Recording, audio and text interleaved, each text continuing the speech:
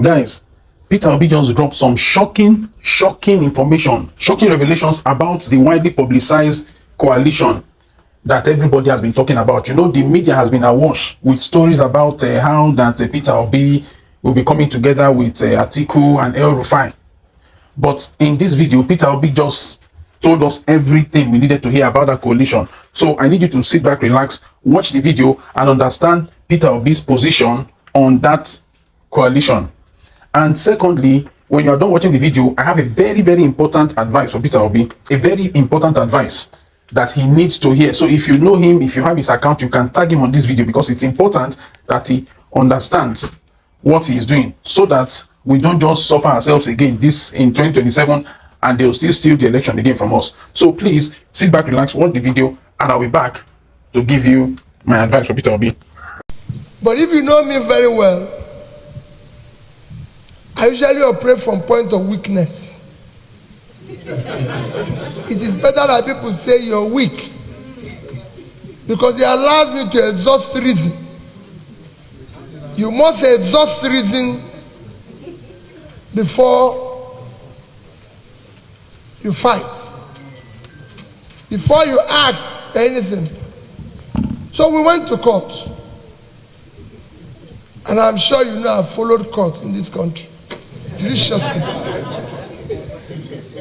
I'm the first governor to come through court, to come back from impeachment, and to change the electoral calendar in this country.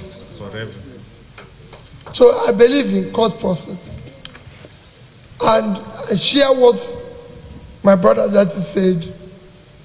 In this case, the court has taken the rightful position. They've done the right thing. It is for all of us to go out. We are not saying we've won.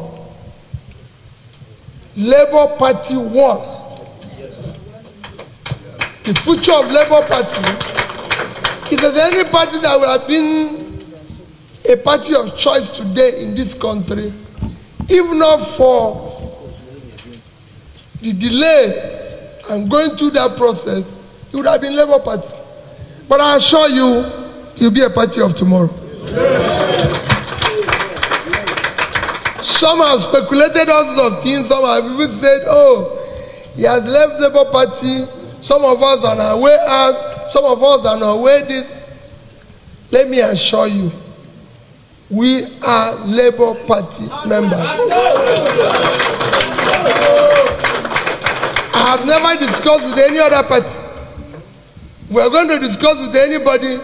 We'll discuss it jointly from our house at the Labour Party. No party will tell you that they've seen me discussing with them. And like I always say, Governor, we would sit down and discuss.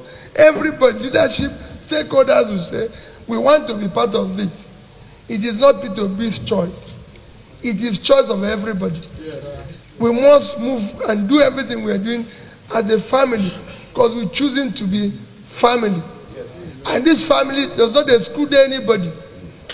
Like Governor has said, let's do the right thing. Let's go and do from ward to local government, to state, to zone, come and do it nationally. Nobody, everybody is free to contest, everybody is free to. By the time the caretaker comes out with whatever they want, everybody is free. Nobody is excluded. And we'll ensure fairness. We want to build a party that will be fair, a party that will be just, a party that people can look at and say, this is how this party is. We want to go into the next election knowing fully well that we're offering Nigerians the best of people and competent people for House of Assembly, for House of Rep, for Senate, for Governor, for any level of election. So we want to be ready. We want to correct even mistakes we made in the past, because there were mistakes. So we need to correct it. We are going to be sure that whoever wants to contest House of House of Assembly now will be a Labour member, not on transit, not passing by. We want to be sure that those who go to House of Rep are not passerby. They are members of our party, and they are competent, and they will stand with the party. Because we want to be a party of ideology, not party where you just elect people and they become whatever goes on. Guys, you have heard it from the horse's mouth. At least you heard it from Peter Obi himself. Now, I must say that I love and I agree with everything he has said. But everything he has said will amount to nothing if he does not do what I'm about to say. First and foremost, we must all agree that the electoral system in Nigeria is nonsense. Number one, nobody can argue that. Even the INEC chairman cannot argue with that statement. Number two, we must agree that something needs to be done about the electoral system. Number three, we must also agree that the people in the House of Assembly will not want to do anything about the electoral system the way it is presently constituted. Number four, we must agree that the executive, which is Tinubu and his people, will also not want to do anything about the electoral system the way it is presently constituted. So that leaves us with one question. What is the way forward? What can we do that will really cause a change, the needed change in Nigeria? That means we have to move the people to face the power and to force the power to do what they are supposed to do. And what do I mean? As we speak, Nigerians are going through terrible times, and on several occasions they have tried to go out and protest against the hardship that the government is imposing on them. But probably because almost every time they go out, they do not have reputable names in front of them. It is easy for the government to just give the soldiers a shoot at sight order, or they'll just tell the soldiers to throw tear gas into the crowd and all of that. What I am suggesting, and the advice I am giving to Peter Obi, is to get in touch with all the other major political leaders.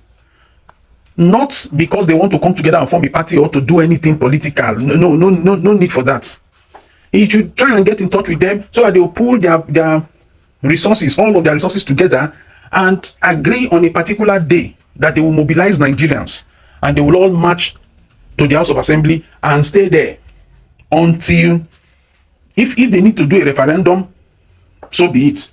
Whatever they need to do, but they must go there and drop an electoral proposal, an electoral reform proposal that must be carried out. So if Nigerians come out and in front of the crowd, you have Peter Obi, you have Atiku, and you have this, although I don't really rate El Rufai, I don't rate him at all. I think he's a minus in this fight to make Nigeria better. But if he wants to join, fine. All those leaders, if they are in front of the crowd, while Nigerians march to the House of Assembly to demand that the electoral reform must be done, then it will be done.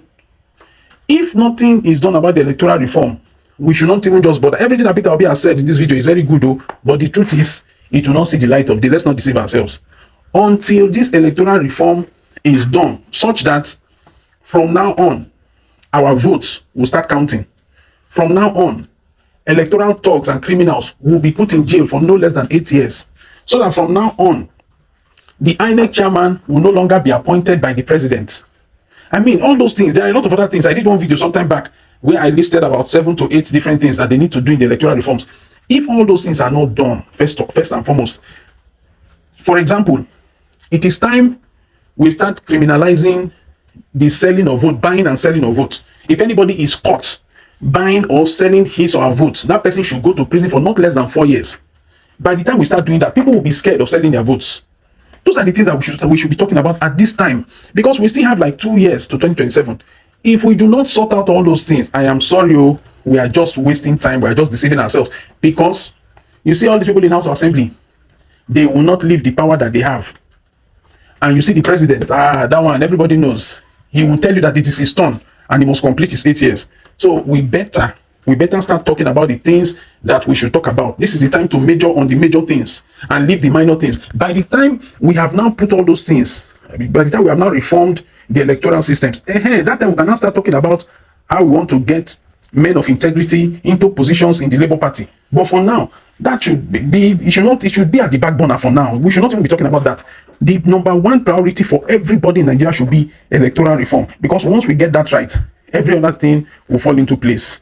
Guys, please, if you know Peter Obi, just tag him with this video, because we need to start working on electoral reform, without which nothing can happen in Nigeria. Thanks guys for watching. Please don't forget to like this video, share the video, and also subscribe to my channel. Until the next one, bye for now.